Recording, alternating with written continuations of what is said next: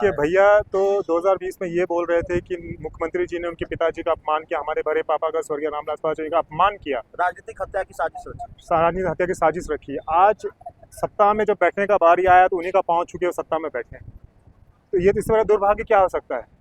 क्या हो सकता है इसके बड़ा दुर्भाग्य? जिसको जो बनना है, मुख्यमंत्री बनना है, भैया मुख्यमंत्री बने से हमको खुशी है, बने प्रधानमंत्री बने, वो सांसद उनको वो प्रधानमंत्री बने, हमको खुशी होगा, बने। लेकिन बनने सिर्फ आपको बनना ही है? मुख्यमंत्री नीतीश जी को सिर्फ मुख्यमंत्री बनना है, काम नहीं करना है। भैया अभी तीसरी बार सांसद बने हैं, कहाँ से सांसद है भैया? आप बताइए, कहाँ से हैं सांसद? बिहार से है, हाजीपुर से। इसके पूर्व कहाँ से थे? जमुई से थे। तो ये बिहार में ही आया। तो इसमें बिहार पुकार रहा है, ये कैसी, ये बहुत हैरत अंगेज बात है। ये तो हम रोज अपने घर जाते हैं और दिन में किसी दिन हम उठ के कह दे कि अरे आज हमें घर पुकार रहा है, हम घर जा रहे हैं। तो इससे पहले हम कहाँ रह रहे थे? हम घर ही जाके रहते थे। ये तो देखिए, अभिनय का स्वरूप देना राजनीति में बंद होना चाहिए। हम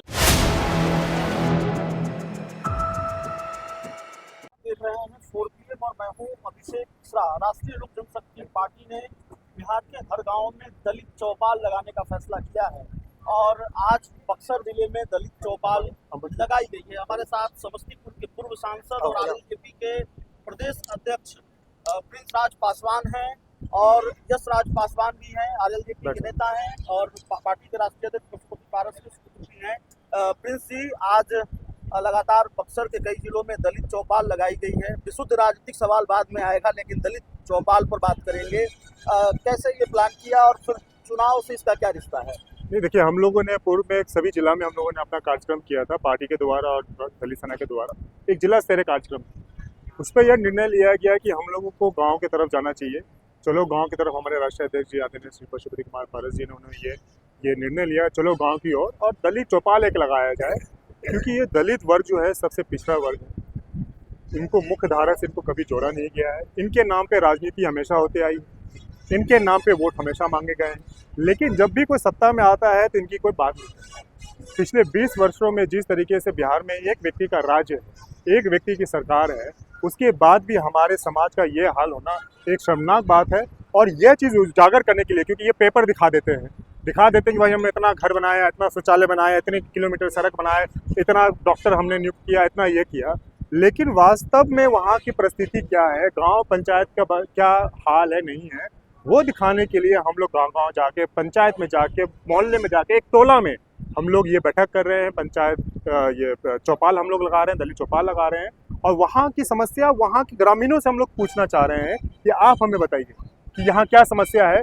क्या सरकार जो दावा करती है कि हमने ये काम किए हैं, क्या आपके पास वो काम पहुंचा कि नहीं? ये इलाका शाहाबाद का इलाका है, जितनी मेरी जानकारी है प्रिंस जी। और शाहाबाद आजकल पत्रकारों की जुबान पर भी है, नेताओं की जुबान पर भी है।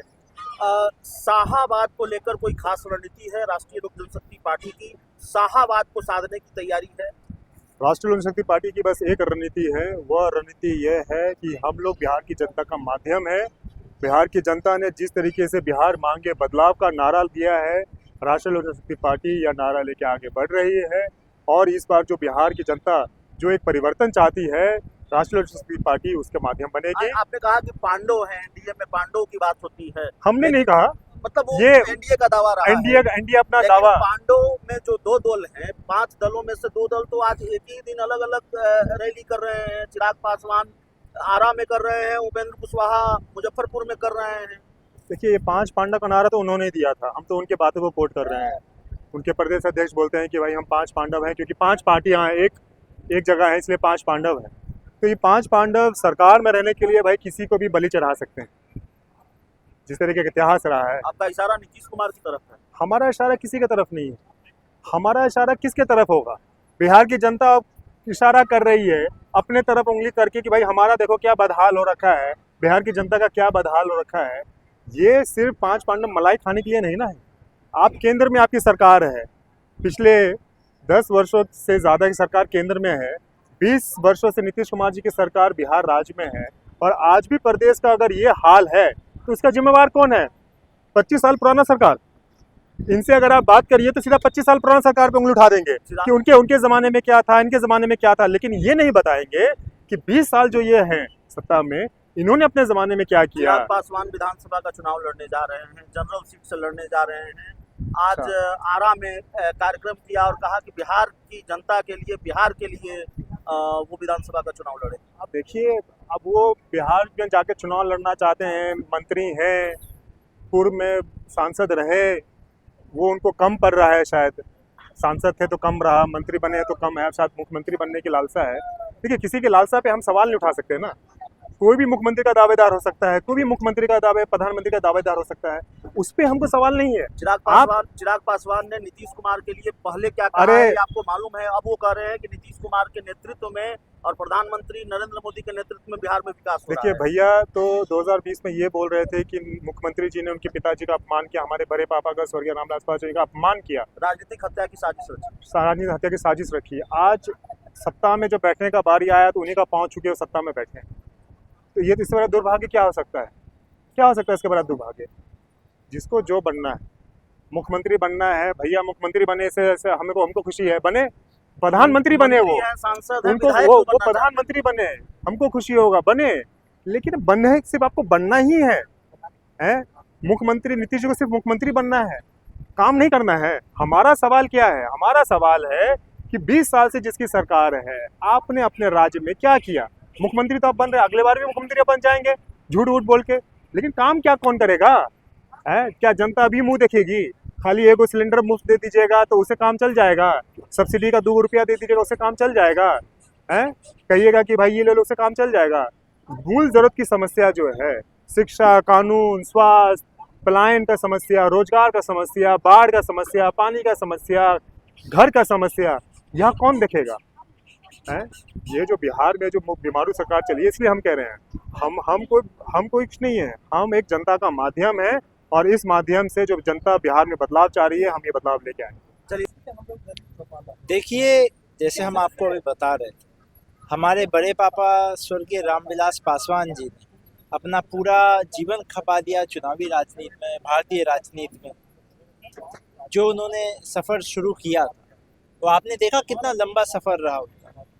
करीब 9 बार लोकसभा के सांसद रहे, 2 बार राज्यसभा के सांसद रहे, विधायक रहे, भारत सरकार में भूमिका में रहे, हमारे देश के केंद्र मंत्री रहे अनेकों बार। वैसे ही हमारे पिताजी जो 1977 में पहली बार विधायक बने, तब से लेके विधायक बनना, मंत्री बनना, सांसद बनना और कई उतार चढ़ाव देखना, अपनी भूमिका निभाना जन कल्याण में, जैसे उन्होंने अपना उम्र खपा दिया, अपना जीवन लगा दिया। हमारे छोटे पापा स्वर्गीय रामचंद्र पासवान जी उसी रास्ते पे चलते। वो तो जिस दिन एडमिट हुए हॉस्पिटल में 2019 में जुलाई में, उसके 4 घंटा पूर्व उन्होंने अपने क्षेत्र में रेल लाइन को लेके लोकसभा में भाषण दिया।